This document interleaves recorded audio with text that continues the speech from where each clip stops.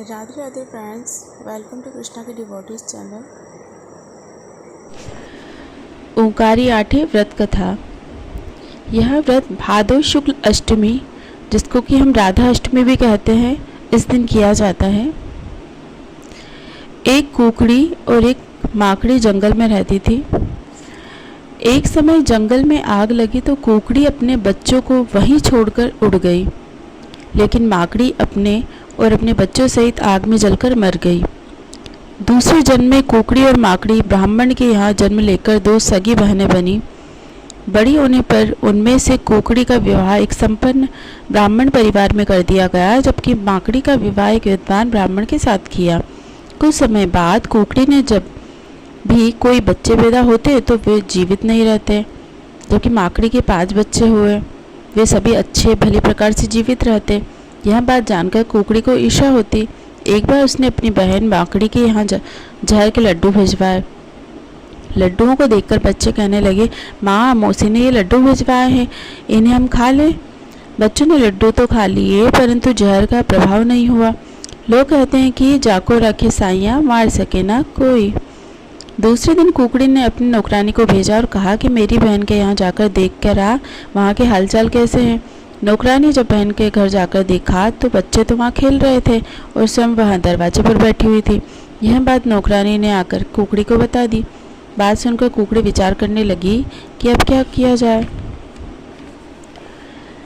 इस बार उसने जंगल में से सांप, बिच्छू आदि जहरीले जंतु मंगवा करके मटकी में बंद करके अपनी बहन माकड़ी के यहाँ पर भिजवा दिए और कहलाया कि इस मटकी में बच्चों के लिए खिलौने हैं। बच्चे मटकी में से खिलौने निकाल कर खेलने लग गए। वे सांप, बिच्छू, चक्री, भंवरे बन गए। कुकड़ी ने फिर से अपनी बहन के यहाँ नौकरानी को भेजा कि जाओ जाओ देख के आओ मेरी बहन और भतीजे क्या कर रहे हैं। नौकरानी आई और कुकड़ी को आकर बताया कि बच्चे तो मटकी में से चक्री, भंवरे निकाल कर खेल रहे हैं और माकड़ी झूले में बैठकर झूला झूल रही है। अब तो कुकड़ी महाक्रोध में हो गई, बहुत गुस्सा आने लगा उसे। दूसरे दिन कुकड़ी ने जल्लादों को बुलवाया और 5-5 अशरीफियों का लालच देकर कहा, जाओ मेरी बहन माकड़ी के 5 बच्चों को जंगल में ले जाकर उनके सिर और धड़ अलग अलग कर दो। जल्लाद गए और बच्चों को जंगल में ले जाकर उनके सिर और धड़ अलग अलग कर दिए। इतने में शिव पार्वती उधर से निकले।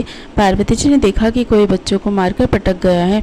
इन बच्चों की माँ कितनी विलाप कर रही होगी। तब शिव जी ने कहा कि यह घोर कलयुग है, इस पृथ्वी पर भ्रमण करते हुए तुम्हें कई कौतूहल दिखाई देंगे। किस किस को तुम आशीर्वाद दिलवाते रहोगी। पार्वती जी ने पुनः कहा, इन 5 पुत्रों की एक ही माँ है, उसे कितना दुख रहा होगा। हे भोलेनाथ, आपको किसी भी परिस्थिति में इन्हें तो सजीवन करना ही पड़ेगा। इतना कहकर पार्वती जी ने सभी बच्चों के सिर धड़ से जोड़कर रख दिए और भोलेनाथ जी ने अपने कमंडल में से जल छिड़क कर उन्हें जीवित कर दिया। सभी बच्चे उठकर खड़े हो गए और शिव पार्वती को निहारने लगे। तब उन्होंने बच्चों से कहा, तुम इतनी दूर जंगल में खेलते मत आया करो, जाओ तुम्हारी माँ तुम्हारा इंतजार कर रही होगी। घर आने पर माँ ने पूछा, इतनी देर कहाँ लगा दी, तुम्हारे कपड़ों पर खून कैसे लगा है। तब बच्चों ने बोला, हमें नहीं मालूम माँ, जंगल में किस प्रकार पहुँचे, हमें तो वहाँ से शिव पार्वती ने घर भेजा।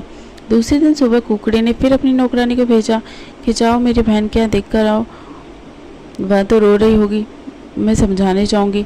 नौकरानी ने वहाँ जाकर देखा और कुकड़ी को आकर बताया कि वह तो सभी बच्चों के साथ भोजन कर रही है। तब तो कुकड़ी की ईर्ष्या और भी चौगुनी हो गई। कुछ दिनों बाद कुकड़ी के मरा हुआ बच्चा पैदा हुआ। उसे पालने में सुलाकर नौकरानी को बहन के बुला लाने के लिए उसे भेजा। उस दिन माकड़ी को ओंकारी आठे का व्रत था। वह जल्दी से स्नान कर झड़ते हुए गीले बालों में ही कुकड़ी के घर पहुंच गई। कुकड़ी ने माकड़ी से कहा कि मैं अभी अंदर से जल्दी ही आ रही हूँ, तब तक तुम बच्चे को पालने में से उठा लेना। माकड़ी ने अपनी बहन की कही अनुसार पालने में से बच्चे को उठाना चाहा। वैसे ही गीले बालों में का पानी बच्चे पर गिरा तो वह रोने लगा। बच्चे के रोने की आवाज़ सुनकर कुकड़ी अपनी बहन से बोली, बहन, मेरे तो मरा हुआ बच्चा पैदा हुआ था जिसे मैंने पलने में सुला दिया था। मैं तो तुम्हारे ऊपर बच्चे के मारने का कलंक लगाना चाहती थी, परंतु तुम्हारे आशीर्वाद से और व्रत के प्रभाव से यह जीवित हो गया। इतना कहकर वह माकड़ी के पैरों में गिरकर रोने लगी। बहन, मुझे क्षमा कर देना, मैंने अब आपके साथ बहुत ही अन्याय किए हैं। इस प्रकार कुकड़ी अपने किए हुए कर्म का प्रायश्चित करने लगी। माकड़ी ने अपनी बहन को क्षमा करते हुए कहा कि चलो अपन किसी विद्वान पंडित जी के पास चले और पूछे कि तुम्हारे बच्चे जीवित क्यों नहीं रहते। पंडित जी ने ध्यान करके बताया कि पूर्व जन्म में तुम दोनों कुकड़ी और माकड़ी थी। जंगल में आग लगने पर कुकड़ी तो अपने बच्चों को छोड़कर उड़ गई और माकड़ी अपने तथा बच्चों सहित जलकर मर गई। कुकड़ी ने अपने बच्चों की कोई चिंता नहीं की, परंतु माकड़ी ने अपने बच्चों सहित प्राण गंवाए। इसीलिए तुम्हारे बच्चे जीवित रहते हैं और तुमने उकारी आठे व्रत किया, इसके प्रभाव से तुम्हारे गीले बालों का पानी बच्चे पर गिरने से वह जीवित हो गया। तभी से कुकड़ी भी व्रत करने लगी। अब तो उसके बच्चे भी जीवित रहने लगे। अंत में दोनों बहनें बच्चों का सुख भोगकर मोक्ष को प्राप्त हुई।